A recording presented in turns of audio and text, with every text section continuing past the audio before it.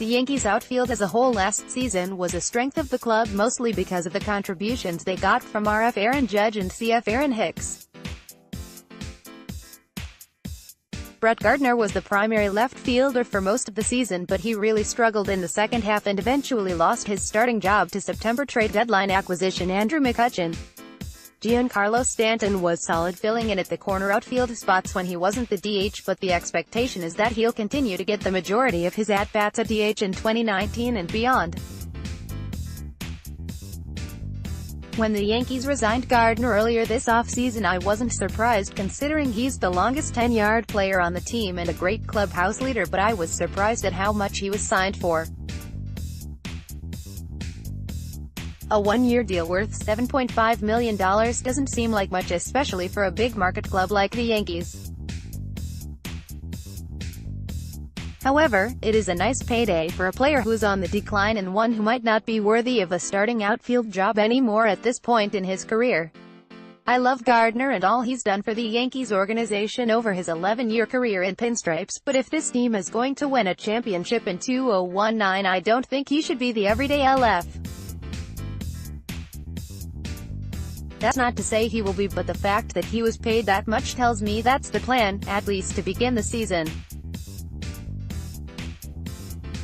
With the health concerns of Ellsbury and Frazier, I understand why the Yankees brought Gardner back, but that doesn't mean he should be handed the starting job out of spring training.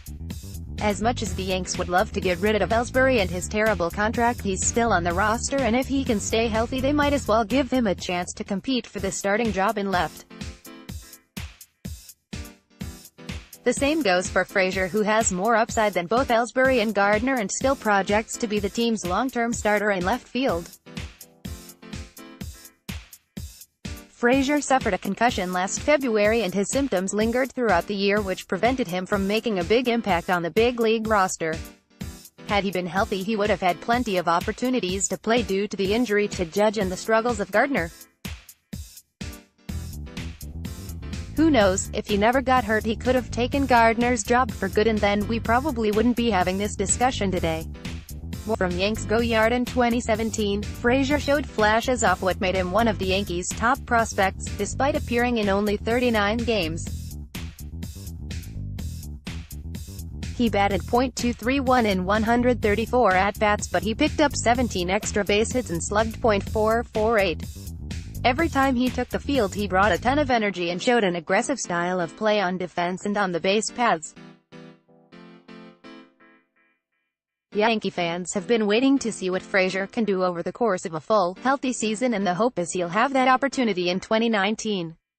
Obviously, the key for him is health, and if he doesn't have a strong spring training the odds of him winning the job are highly unlikely because he still has minor league options.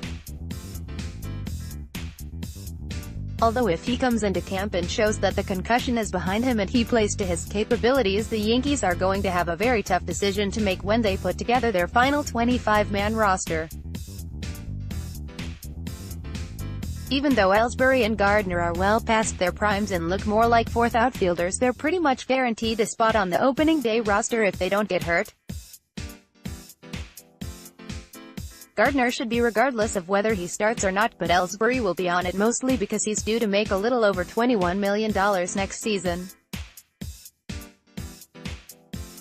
He's probably the weakest link of the three options, but unless the Yankees can find a way to trade him, they can't just exclude him from the big league roster if he's healthy enough to play.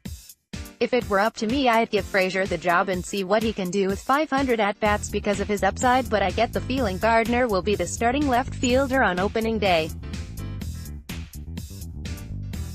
If Ellsbury can make it through camp healthy, he'll be the backup in left and in center, while Stanton will continue to see time at both corner spots when he's not the DH. Next, why the Yankees might be out on Manny Machado. I don't like it, but that's the way it's probably going to go until somebody from the outfield goes down with an injury.